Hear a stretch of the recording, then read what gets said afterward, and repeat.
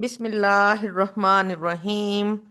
अल्लाहुम्मा सल्ली अला मुहम्मदिन व अला आले Muhammad. Dear students, I am Abda Hamid, Associate Professor Chemistry, and आज हमारा डिस्कशन है क्वालिटेटिव एनालिसिस, और उसमें हम मैस स्पेक्ट्रोमीट्री को डिस्कस करेंगे। और इसमें सबसे पहला पॉइंट जो याद रखने का है वो ये है कि ये है तो स्पेक्ट्रोमीट्री, लेकिन इसमें कोई भी इलेक्ट्रोमैग्नेटिक रेडिएशन की एब्जॉर्प्शन या एमिशन इन्वॉल्व नहीं होती। तो इसमें आप लोगों ने फर्स्ट ईयर में पढ़ा था कि स्पेक्ट्रोमीटर मल्टीपल आयन जनरेट करता है जो कि सेपरेट होते हैं अपनी मैस टू चार्ज रेशो की बुनियाद पर, और फिर उनको रिकॉर्ड किया जाता है उनकी अबंडेंस को। तो आइए हम अपना अपना फर्स्ट एसएलओ देखते हैं ताकि हम उसी ही के लिहाज से अपना डिस्कशंस जारी करें। SLO क्या है? Reduce the molecular mass of an organic molecule from the molecular ion peak in a mass spectrum। यानी हमने मैस स्पेक्ट्रम को देखने का तरीका समझना है, उसमें हमने मॉलिक्यूलर आयन को पहचानने का तरीका सीखना है, और वही मॉलिक्यूलर आयन का जो मैस होता है वो हमें एक सादा मॉलिक्यूलर मैस जिसको नॉमिनल मैस कहते हैं वो डायरेक्टली भी बता देता है, और फिर उसको डिटेल में भी हम समझ सकते हैं। तो डियर स्टूडेंट्स, हमने ये देखा था कि हमने उसको वेपराइज किया था अपने ऑर्गेनिक सैंपल को।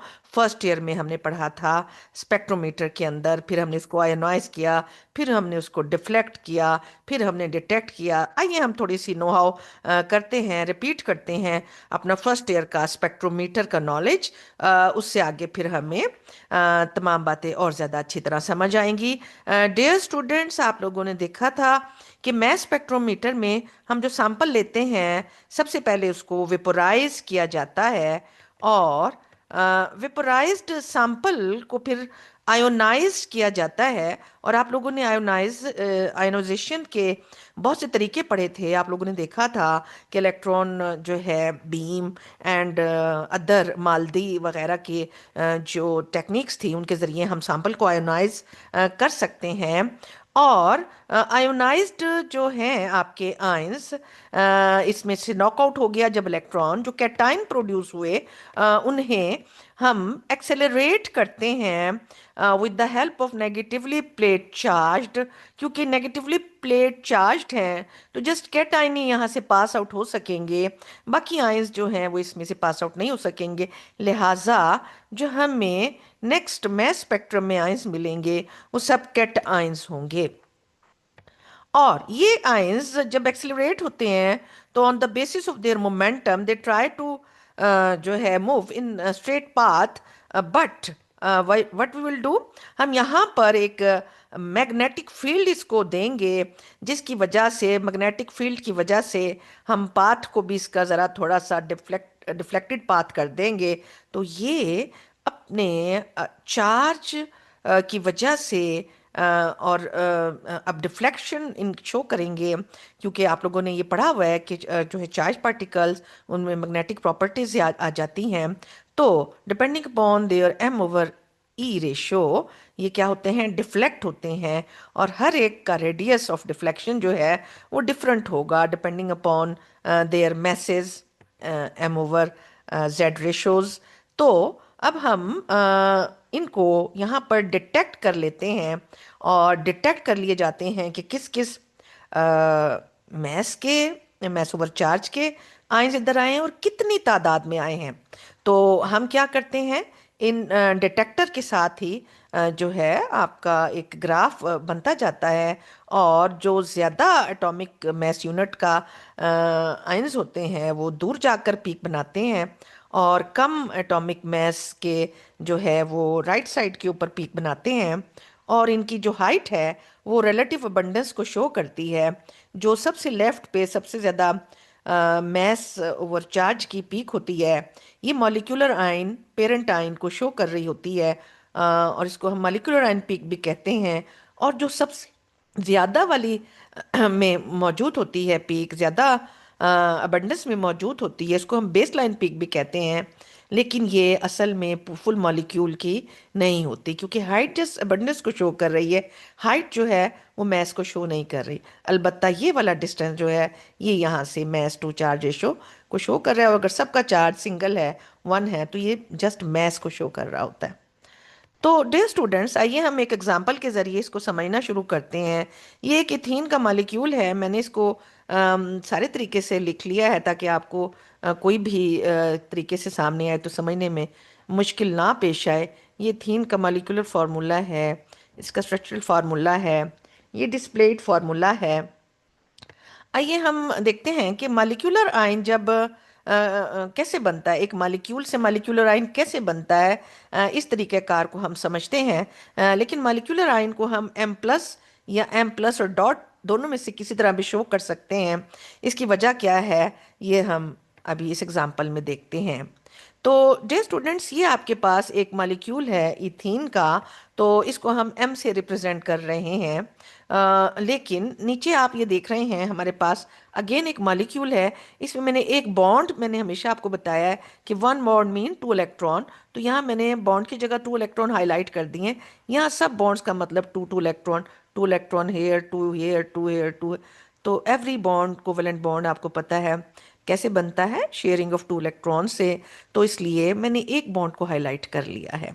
अब ये मॉलिक्यूल जब जाएगा ना स्पेक्ट्रोमीटर में, जब आयोनाइजर में कोई भी इसके ऊपर टेक्निक हम आयोनाइजेशन के लिए अप्लाई करें, क्या होगा, एक इसका इलेक्ट्रॉन नॉकआउट हो जाएगा, और नॉकआउट होने के बाद क्योंकि एक इलेक्ट्रॉन कम हो गया, इस पर हम एक पॉजिटिव चार्ज शो कर देते हैं। तो अब ये जो है हमारे पास बना है, इसको अब हम एम नहीं बोलेंगे, बल्कि अब ये क्या बन गया है, molecular ion. As a molecule इसने एक इलेक्ट्रॉन लूज कर दिया, और एज ए मॉलिक्यूल इसके ऊपर पॉजिटिव चार्ज आ गया, तो हम इसको एम पॉजिटिव यानी मॉलिक्यूलर आयन के तौर पर भी शो कर सकते हैं, या फिर हम इसको रिप्रेजेंट कर सकते हैं एम पॉजिटिव के अलावा साथ ही एक डॉट भी लगा देते हैं, क्योंकि आपने देखा कि मॉलिक्यूल के ऊपर पॉजिटिव चार्ज तो आया ही आया, लेकिन एक इलेक्ट्रॉन भी तो अनपेयर रह हो गया ना, जो नॉकआउट हुआ, जो उसमें से एक इलेक्ट्रॉन उसका नॉकआउट हो गया था, वो अनपेयर रह गया। लिहाजा हम अनपेयर इलेक्ट्रॉन और पॉजिटिव चार्ज दोनों को भी शो कर सकते हैं। तो this is also molecular ion, this is also molecular ion. और मॉलिक्यूलर आयन बेसिकली एक अनस्टेबल आयन होता है। तो उसी को हम देखेंगे, हमारे नेक्स्ट एसएलओ में भी ये बात आएगी कि ये मॉलिक्यूलर आयन क्योंकि ये अनस्टेबल होता है, ये सिर्फ एक पीक नहीं देता। एक इलेक्ट्रॉन निकलने के बाद जो आती है पीक, उसमें पूरा मॉलिक्यूल क्योंकि होता है, इसलिए वो उस कंपाउंड के मॉलिक्यूलर मास को रिप्रेजेंट कर रही होती है, मॉलिक्यूलर आयन की जो पीक होती है। तो हम देखते हैं कि अगर इथीन है और इसमें से एक इलेक्ट्रॉन निकल गया है, तो इसके ऊपर जो है इसकी मॉलिक्यूलर पीक का क्या मैस होगा, कहाँ पर आएगी। देखिए, टू कार्बन की वजह से 24 एंड 4 हाइड्रोजन की वजह से 4 एंड 28 AMU पर इसकी क्या आएगी, पीक आएगी एम ओवर जेड। जब हम इसको स्पेक्ट्रोमीटर में डालेंगे, मैस स्पेक्ट्रोमीटर में, तो इसकी पीक 28 पर आएगी। लेकिन जब हम एक्चुअली इसको डालते हैं तो हम देखते हैं कि इसको हम क्या कहेंगे, मॉलिक्यूलर आयन पीक।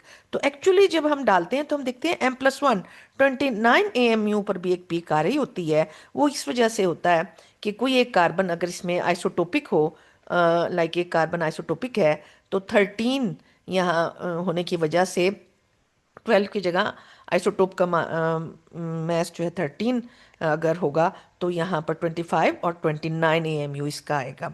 तो लेकिन क्योंकि उसकी रेशो कम होती है C13 की, इसलिए उसकी हाइट भी बहुत कम होती है। तो डियर स्टूडेंट्स, एक मॉलिक्यूल क्योंकि मॉलिक्यूलर आयन जब बनता है वो अनस्टेबल होता है, तो लिहाजा वो जगह जगह से टूटता भी है, फ्रेगमेंट, उसके फ्रेगमेंट्स, टुकड़े भी बनते हैं। और ये टुकड़ा हो सकता है कहीं से भी टूट फूट हो जाए, जहाँ से भी ज़्यादा अनस्टेबल होता है वहाँ से पहले टूट जाता है। तो देखें, अगर इस किस्म का एक कैटाइन फ्रेगमेंट बना है, उसमें मॉलिक्यूलर फ्रेगमेंट बना है मॉलिक्यूलर आयन का, तो उसका 27, देखिए, 2 कार्बन की वजह से 24 और 3 हाइड्रोजन की वजह से 3, तो उसकी पीक 27 AMU पर बनेगी। सिमिलरली अगर इस तरह यहाँ से वो हुआ है, उसके फ्रेगमेंट बना है, टुकड़ा, तो फिर इसका जो एटॉमिक मास है 26, तो इसके लगभग आपको एक पीक नज़र आएगी। जितने फ्रेगमेंट्स बनेंगे, अब अगर ये इस किस्म की फ्रेगमेंटेशन होती है तो आपको देखिए एक कार्बन और दो हाइड्रोजन की वजह से 14 AMU पर एक पीक नज़र आएगी।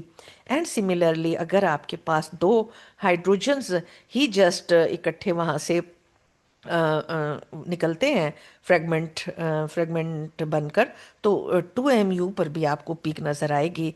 एंड सिमिलरली आपको अगर एक कार्बन और एक हाइड्रोजन का फ्रेगमेंट बन के निकलता है तो 13 AMU पर भी पीक नज़र आएगी। तो इसी तरह अगर एक कार्बन जस्ट है तो आपको 12 AMU पर भी पीक नजर आएगी। दो कार्बन फ्रेगमेंट में निकली हैं बनकर 24 AMU पर भी पीक नजर आएगी। और इसी तरह 25 AMU पर आपको आ सकती है दो कार्बन और एक हाइड्रोजन की फ्रेगमेंट बनने की वजह से। तो ये मॉलिक्यूल जगह जगह से क्रैक होकर जो है स्टेबल फ्रेगमेंट्स की फॉर्म में आ जाता है। तो आफ्टर द जब ये इसकी हो जाती है वेपोराइजेशन, आयोनाइजेशन, उसके बाद ये फ्रेगमेंट्स में टूट टूट जाता है। लेकिन सिर्फ पॉजिटिव फ्रेगमेंट्स ही जो है वो आगे डिटेक्टर तक पहुंचते हैं। और इस तरह आपको सिर्फ एक पीक यहाँ नहीं मिल रही एक कंपाउंड की। देखिए ये आपके पास इथीन था, इसका मोलर मास 28 था, तो 28 पर आपको एक पीक मिल गई है जिसको हम क्या कहते हैं, मॉलिक्यूलर आयन पीक। तो ये इसके मॉलिक्यूलर मास को रिप्रेजेंट कर रही है। लेकिन M+1 यानी M प्लस का जो मास था ना 28, उसमें एक और 1 ऐड कर दिया 29, तो इस पे भी छोटी सी पीक मिल रही है। अब ये हमने पहले डिस्कस किया है कि कुछ उसमें ऐसे मॉलिक्यूल भी होंगे जिसमें कार्बन 13 होगी, क्योंकि वो थोड़े हैं इसलिए उनकी अबंडेंस थोड़ी है। इसलिए आप देखिए रिलेटिव अबंडेंस में उनकी क्या है, थोड़ी छोटी सी हाइटेड लाइन बनी है। इसी तरीके से ये सारी पीक्स जो हैं, ये देखिए अगर इसमें से ये इथीन में से एक हाइड्रोजन निकल जाए तो M-1 इसको कहेंगे, 27 पे भी पीक बनेगी। अगर दो हाइड्रोजन निकल जाएंगे तो M-2, 26 पे भी पीक बनेगी। ठीक है, इसी तरीके से अगर दो कार्बन और हाइड्रोजन, तो ये फ्रेगमेंट्स जो हैं जिस जिस तरीके से होगी, ये फ्रेगमेंट्स भी मॉलिक्यूल के स्ट्रक्चर को समझने में बहुत हेल्पफुल होती हैं। लेकिन अभी हमारा फर्स्ट SLO क्या बता रहा था कि ये हमें मॉलिक्यूलर मास का कैसे पता चलता है। हम इसकी जो मॉलिक्यूलर आयन पीक है इसको डायरेक्टली नीचे से यहाँ से पढ़ें तो 28 पे आ रही है, सबसे जो ज़्यादा जिसका मास है। तो ये हमें मॉलिक्यूलर मास का पता देती है। लेकिन ये आपको पता है कि ये अभी डायरेक्टली जब हम पढ़ते हैं यहाँ से, तो ये है इसको कहते हैं नॉमिनल मास। यहाँ से जो मास पता चल रहा है ना 28, इसका, इसको नॉमिनल मास कहते हैं, क्योंकि इसमें हम सिर्फ इसका कार्बन 12 को कंसीडर कर रहे हैं। तो जब अगर हमने कार्बन 13 का भी परसेंटेज रिलेटिव अबंडेंस लेके फॉर्मूला लगा के कैलकुलेट करेंगे, फिर आपको पता है वो थोड़ी सी डिफरेंट आ जाती है। तो डिड्यूस करने के लिए हम मॉलिक्यूलर मास क्या करते हैं, स्पेक्ट्रम को अच्छी तरह देखते हैं और हम उसमें फाइंड आउट क्या करते हैं, molecular ion peak find out करते हैं। और वो कौन सी होती है, जिसकी हाईएस्ट M/Z रेशियो होती है, वही हाईएस्ट M/Z रेशियो वाली पीक को हम क्या कहते हैं, वो रिप्रेजेंट कर रही होती है मॉलिक्यूलर मास को। और इसमें जो है आगे आप ये देखेंगे कि अब M/Z वैल्यू डायरेक्टली हमें दे तो देती है मास, मगर ये नॉमिनल मास कहलाता है। और while analyzing isotopic peaks like M+1 for carbon 13 helps confirm the count of element like carbon। तो इसी तरीके से हम नॉमिनल मास को कैसे डिफाइन कर सकते हैं, it is the mass of the most abundant stable isotope for each element in its formula। और ये होल नंबर में होता है।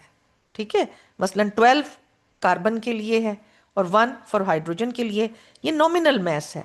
लेकिन इनका जो वो मास है आपको पता है, हाइड्रोजन का 1.008 इसका एवरेज मास है।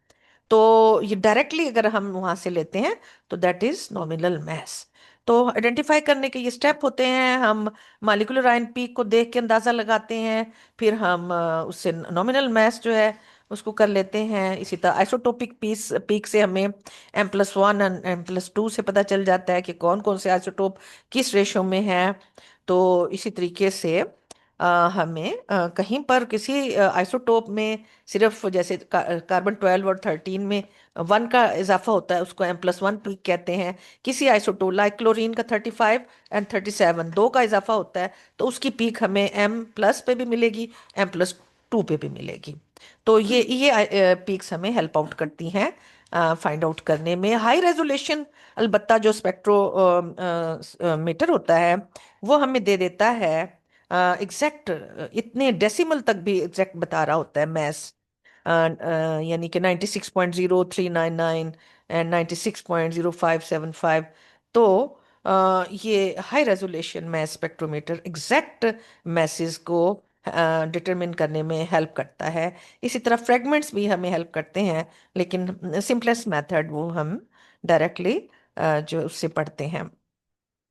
अच्छा, उसके बाद अब अगर हम देखें किसी एक मॉलिक्यूल का हमारे पास मैस आ रहा है, M+ पीक जो है मैस 58 शो कर रही है, तो उसके साथ ही M+1 पीक भी है, यानी 59 पे भी एक पीक है, जो कि जस्ट उसकी हाइट 33% है। यानी ये अगर 100 टाइम्स है 58, तो उसका 33% यानी 3.3 हिस्से छोटा उसमें से 100 में से वो क्या है, M+1 59 वाली पीक आ रही है।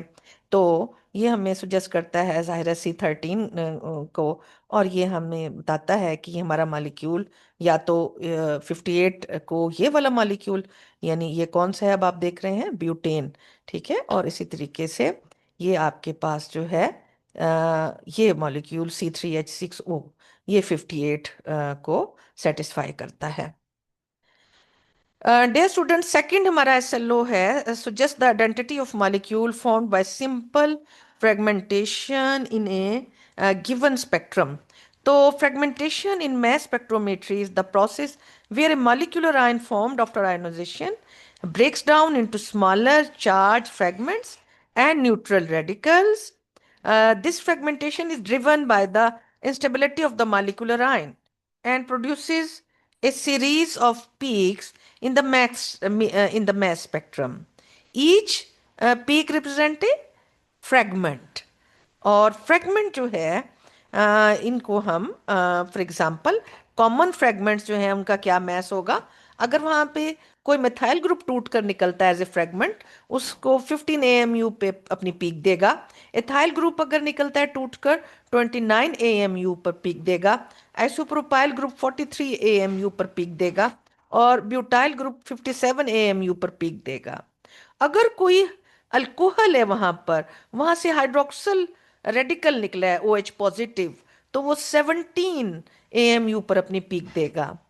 अगर एथनॉल का पूरा मॉलिक्यूलर आयन है तो 46 AMU पर पीक देगा, और अगर अल्कोहल ने एक हाइड्रोजन लूज किया है तो ये जो आयन है, ये जाहिर है आप इसमें से 46 में से -1 कर लें, 45 AMU पर पीक देगा। इसी तरह कार्बोनाइल में इसाइल कैटाइन भी अपनी पीक देते हैं, लेकिन अभी वो आपके सिलेबस से मेरा ख्याल है अभी बियॉन्ड है। तो डियर स्टूडेंट्स, ये देखिए कि हमारे पास ये एक इथीन मॉलिक्यूल है। इसको ज़रा मैं यही दिखाना चाह रही थी कि ये हमारे पास दोनों तरीक़ों से हम रिप्रेजेंट कर सकते हैं। तो ये मॉलिक्यूलर आयन है, और ये मॉलिक्यूलर आयन पीक पैदा करेगा। और इसमें जो बात समझने की है वो ये है कि मैंने ये येलो लाइन ड्रा की है कि जब यानी ये लाइन यहाँ से अब क्या हुआ, देखिए मैं आपको क्या समझाना चाह रही हूँ। ये मॉलिक्यूल था और ये मॉलिक्यूलर आयन बन गया, इसमें से एक इलेक्ट्रॉन निकल गया है। अब यहाँ से ये एक अनस्टेबल सा पॉइंट है ना, तो अब क्या होगा, ये यहाँ पे फ्रेगमेंटेशन अगर होगी तो नतीजे में आपका क्या बनेगा, एक कैटाइन प्रोड्यूस होगा और एक रेडिकल इस पे जिसको हम फ्री रेडिकल भी कहते हैं, या हम जिसको आम न्यूट्रल एटम, क्योंकि हाइड्रोजन अपना इलेक्ट्रॉन वापस ले लेगा, एक एटम इसमें प्रोड्यूस हो जाएगा। ये देखिए ये दो हिस्सों में ये फ्रेगमेंटेशन ऐसी भी होती है इसमें कि आपका एक एटम और एक कैटायन प्रोड्यूस हो गया। अब आइए हम जरा यहाँ देखते हैं कि हमारे पास ये एक अदद पेंटेन का स्पेक्ट्रम है। इसको एनालाइज करते हैं स्टूडेंट्स। पेंटेन को जरा देखिए, 5 कार्बन का, क्योंकि ये कंपाउंड है, 12 5 60 एंड हाइड्रोजन इसमें 12 हैं, तो ये 72 AMU वाली जो पीक है, इसको हम क्या कहते हैं? Molecular ion peak. और ये डायरेक्टली आपको क्या देती है? Nominal mass of the molecule. ठीक है, नॉमिनल मास कौन सा होता है? जिसमें हम आइसोटोप्स को बेसिकली नहीं, अभी उनकी पार्टिसिपेशन नहीं की हमने शामिल ना। अच्छा, इसी तरीके से स्टूडेंट्स आप देख रहे हैं कि इसमें एक पीक ज्यादा नजर आ रही है, बड़ी।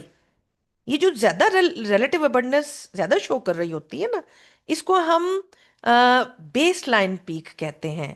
यानी इस जगह इस जित AMU पे ज्यादा ब्रेकेज हुई मालिक्यूल की ना, फ्रेगमेंटेशन ज्यादा हुई थी। तो अदरवाइज जो सबसे ज्यादा मालिक्यूलर मास की पीक होगी उसको हम M+ पीक कहेंगे, मालिक्यूलर आयन पीक कहेंगे। तो पेंटेन की मालिक्यूलर आयन पीक 72 AMU पर बनती है, क्योंकि इसका मोलर मास भी 72 है। और उसमें कोई तब्दीली क्यों नहीं आई? इसमें से सिर्फ एक इलेक्ट्रॉन नॉकआउट हुआ था, इसलिए इस पे पॉजिटिव चार्ज आ गया था। उस चार्ज की वजह से ये डिफ्लेक्ट होकर यहाँ तक पहुंच गई थी, डिटेक्टर ने डिटेक्ट कर लिया था। लिहाजा हम यहाँ से मॉलिक्यूलर मास इसका आराम से फाइंड आउट कर लेते हैं। लेकिन अब हम देखते हैं बाकी पीक्स अब क्यों आ रही हैं। बाकी पीक्स फ्रेगमेंटेशन की वजह से आ रही हैं। तो आइए हम देखते हैं किस तरह।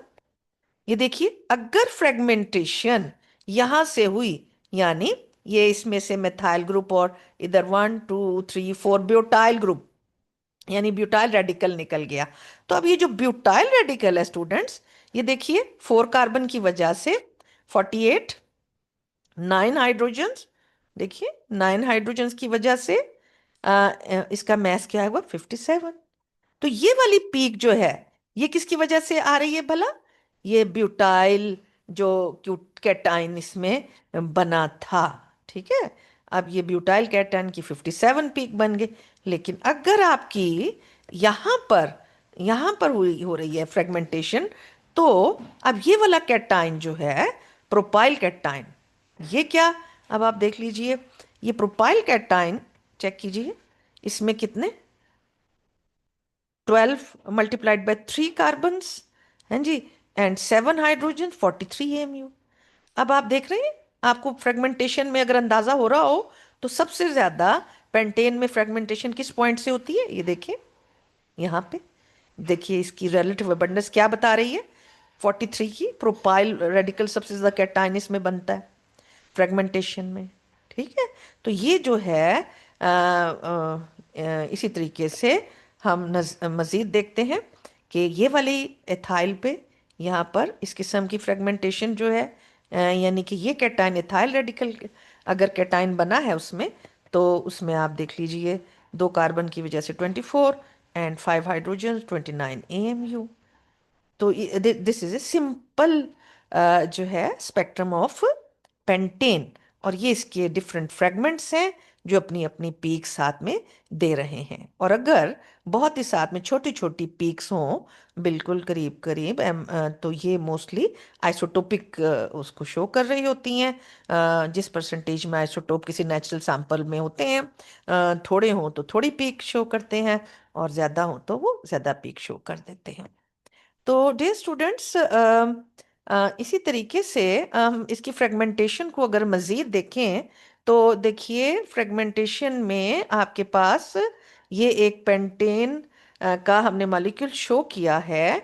और जब इस पे इलेक्ट्रॉन जो है इस पे बीम डाली गई आयोनाइजेशन सेक्शन में, स्पेक्ट्रोमीटर के ये बीम इस पे पास आउट की गई, तो उसने इलेक्ट्रॉन इसमें से नॉकआउट जब कर लिए, तो एक तो ये बीम के अपने इलेक्ट्रॉन थे, एक यहाँ से इलेक्ट्रॉन निकले, तो ये तो इलेक्ट्रॉन निकल के चले गए।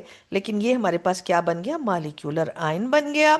ये अनस्टेबल हो गया। अब इसके पास फ्रेगमेंटेशन के बहुत से तरीके हैं, यहाँ से भी फ्रेगमेंट बन सकता है इसका।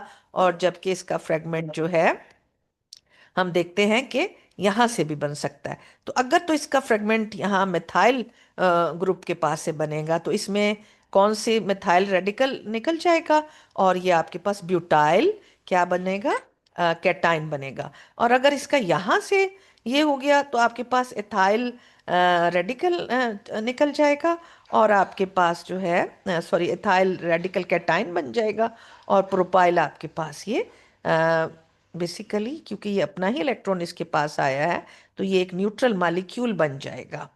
ठीक है, तो लेकिन वहां तक ट्रेवल करके कौन आएगा भला, जो कैटाइन्स होंगे सिर्फ वही ट्रेवल करके आगे, क्योंकि एक्सेलरेटर में नेगेटिव चार्ज लगा हुआ है, वो सिर्फ कैटाइन्स को ही आगे आने की परमिशन देगा। कैटाइन्स ही डिटेक्ट होंगे और कैटाइन्स ही अपना स्पेक्ट्रम में अपनी प्रेजेंस को शो करेंगे।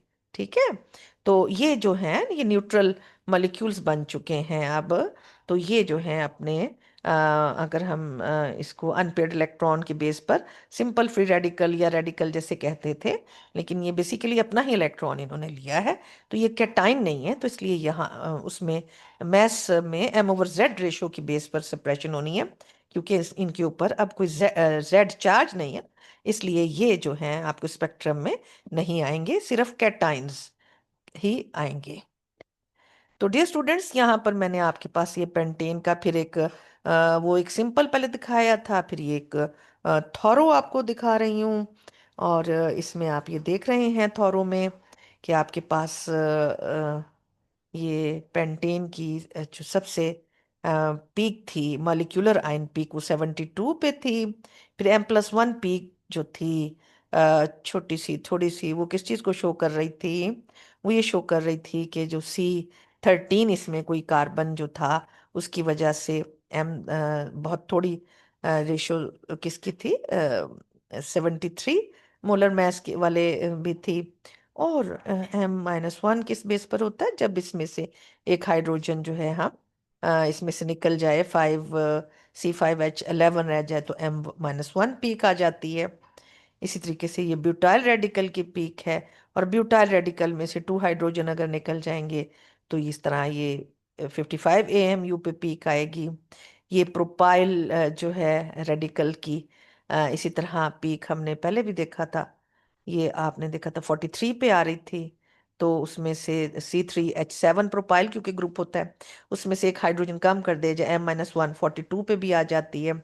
उसमें से 2 हाइड्रोजन कम कर दी जाए M-2 41 पे भी एक पीक आ जाती है। 43 प्रोपाइल, प्रोपाइल में से एक हाइड्रोजन निकाला तो M-1 42, 2 हाइड्रोजन निकाले M-2 41। तो इस तरीके से ये सारा जो है ये देखिए तमाम पीक्स जो हैं फ्रेगमेंट्स ऑफ पेंटेन को शो कर रही हैं।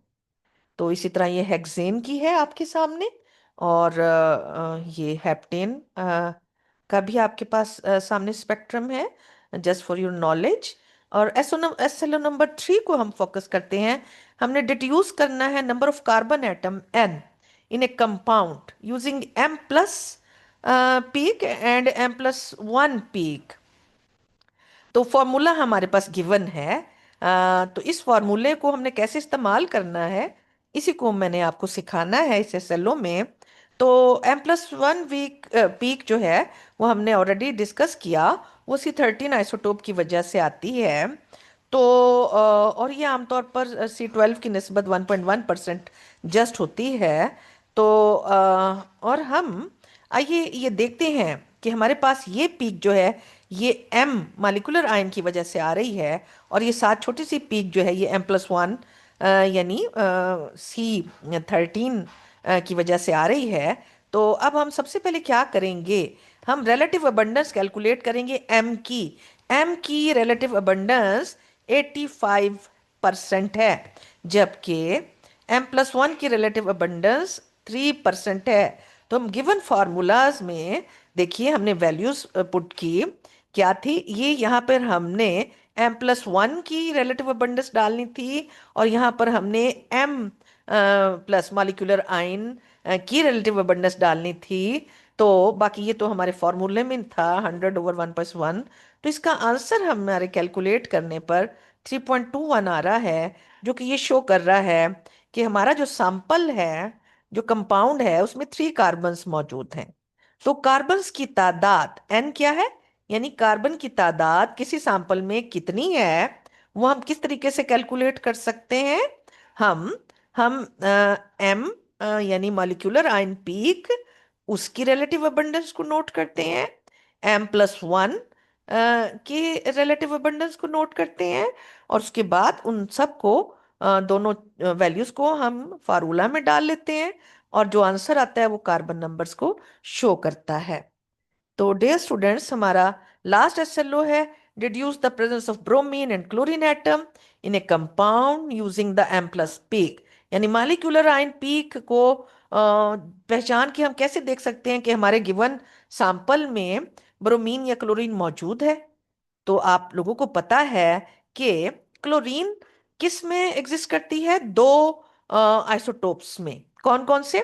क्लोरीन 35 एंड क्लोरीन 37, यानी उसकी एम प्लस पीक अगर अकेला क्लोरीन है तो 35 पे आएगी, और दूसरे आइसोटोप की 37 एएमयू पर पीक आएगी। लेकिन अगर क्लोरीन मालिक्यूल है तो उसकी 70 पे पीक आएगी। और क्लोरीन अगर उसमें एक एक एक आइसोटोप है, दूसरा दूसरा आइसोटोप है, तो इसकी निस्बत m+2 पे पीक आएगी।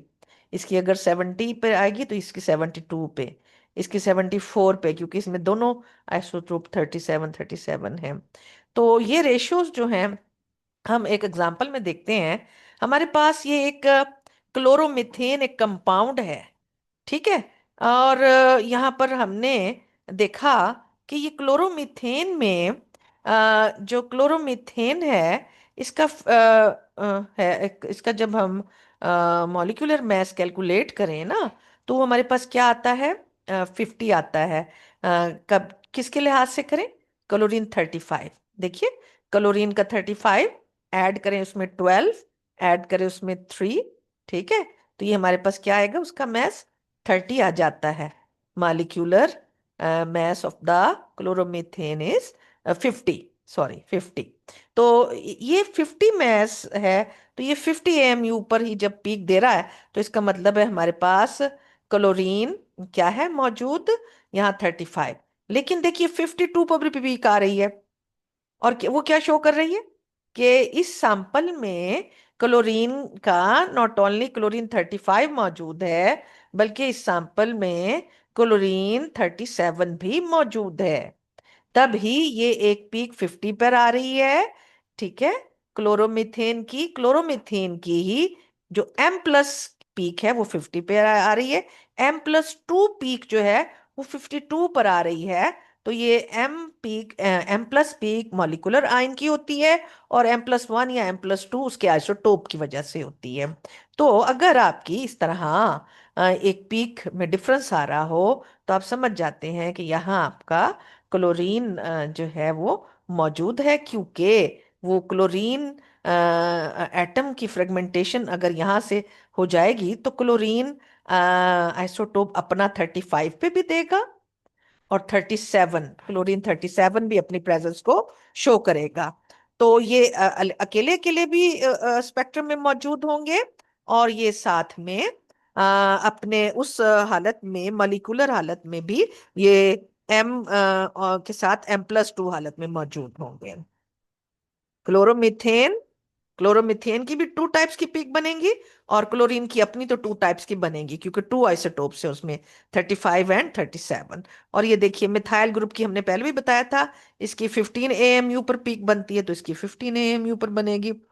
तो डियर स्टूडेंट्स, अब हम इसी तरह ब्रोमीन को अगर देखें तो ब्रोमीन का बेसिकली एक जो है वो 79 होता है इसका आइसोटोप, और दूसरा 81 होता है। तो इसकी M+2 पे पीक बनेगी, M+ पीक और M+2 पीक। लेकिन अगर ब्रोमीन दो किस्म की हो जाए, तो यानी एक ब्रोमीन 79 दोनों का हो तो M+पीक, अगर एक 79 का है दूसरा एटम 81 का है तो M+2 पीक, और अगर दो 81 के दोनों हैं तो M+4 पीक भी उसमें आ सकती है। लेकिन आइए हम देखते हैं यहाँ पर ये हमारे पास ब्रोमो जो है इथेन या इथाइल ब्रोमाइड का एक पीक है।